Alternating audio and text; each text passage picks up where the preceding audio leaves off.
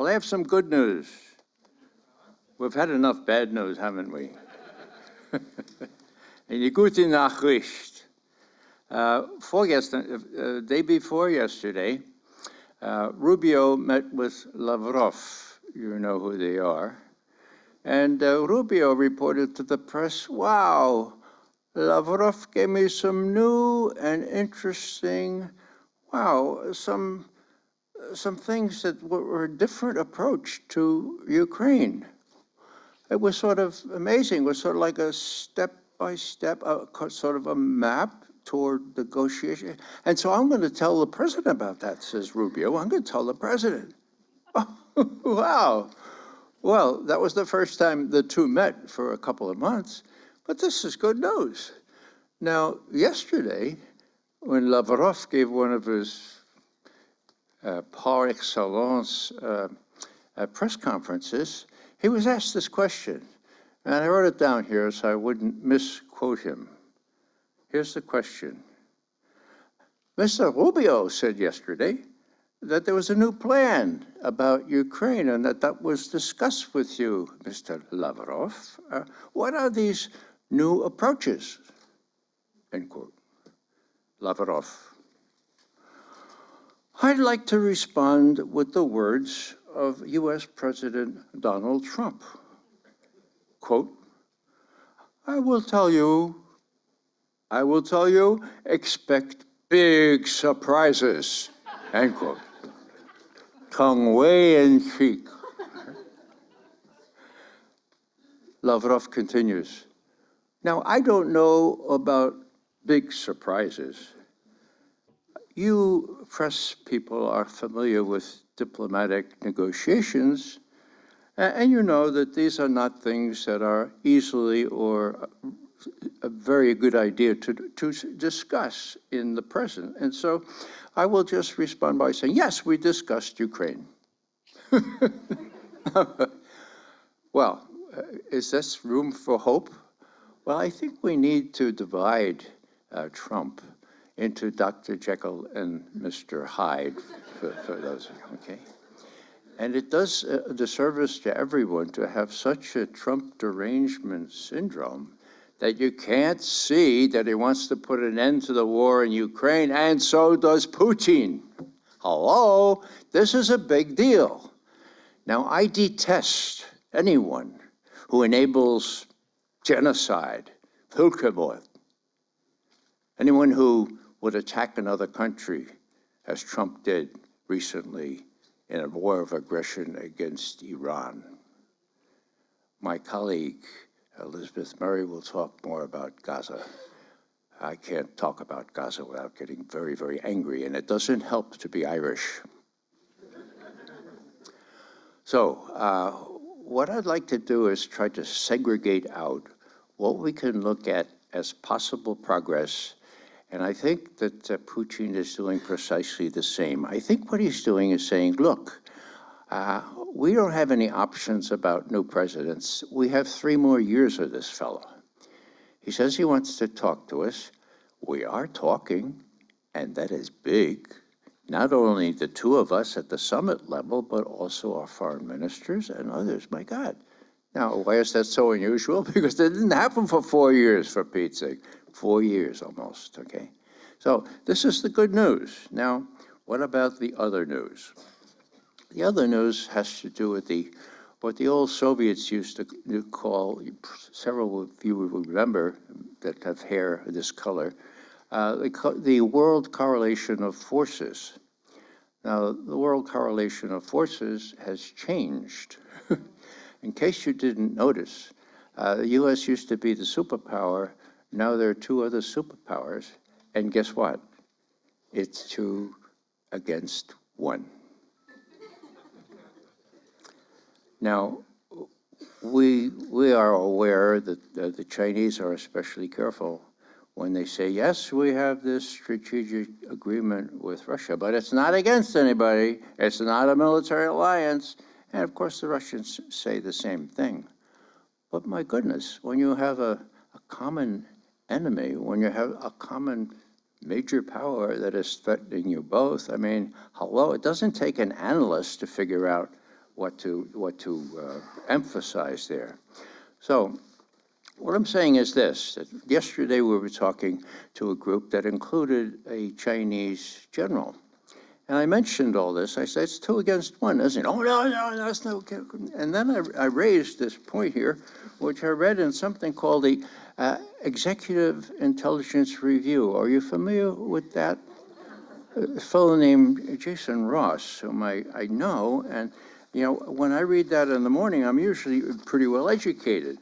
And if I can find it here, what he said was, look, the Chinese are saying that we're going to be next.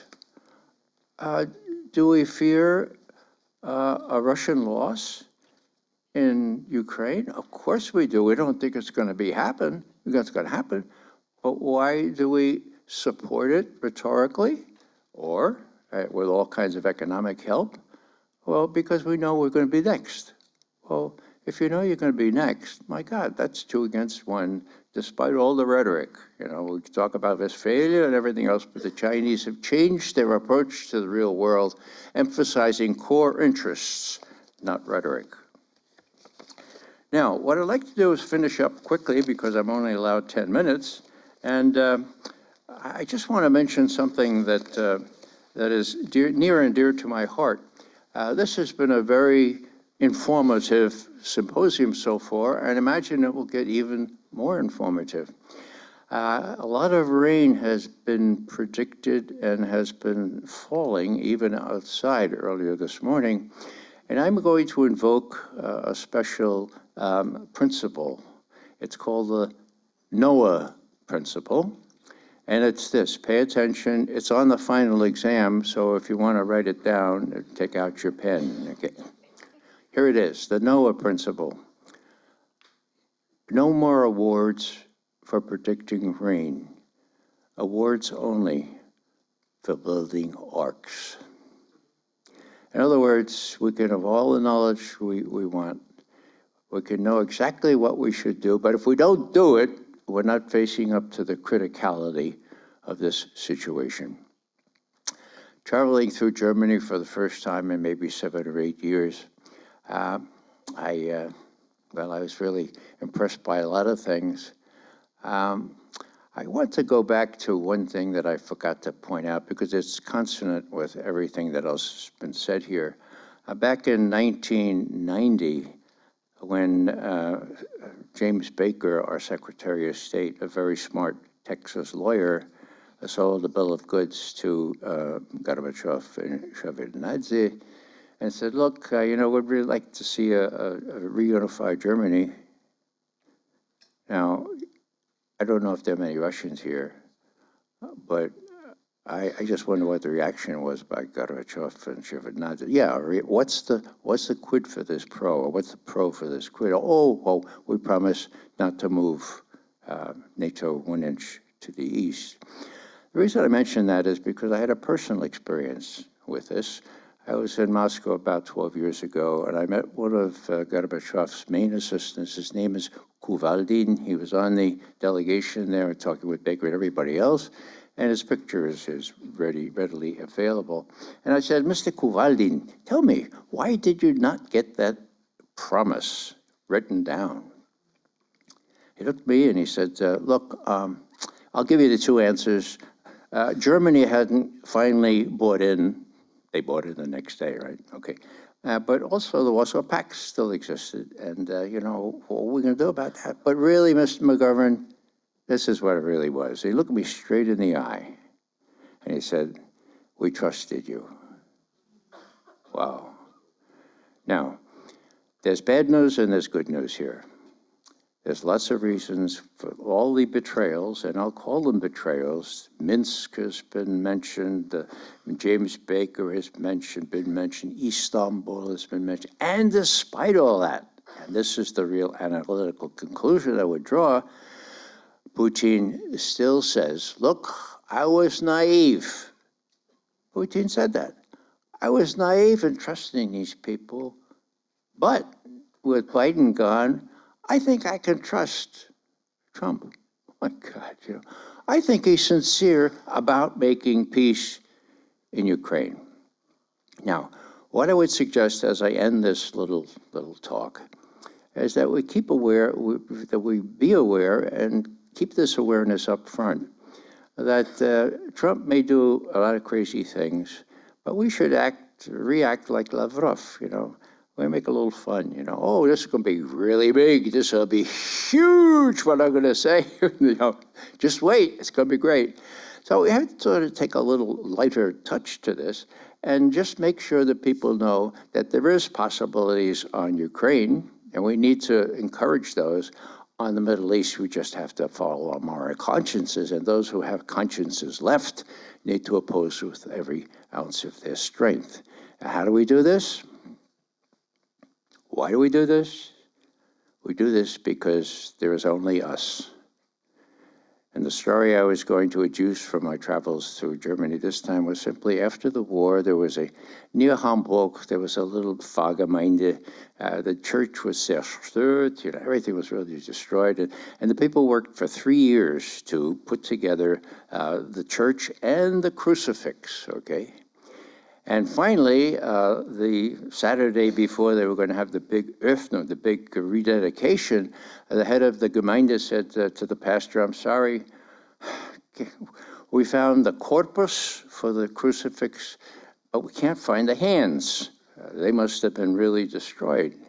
I said, no problem, we go ahead, we start tomorrow, we rededicate. And when they looked in the church, many of you may have heard this. They looked at the crucifix with the corpus and no hands. Underneath was this: Ich habe keine Hände außer deinen. Das genügt.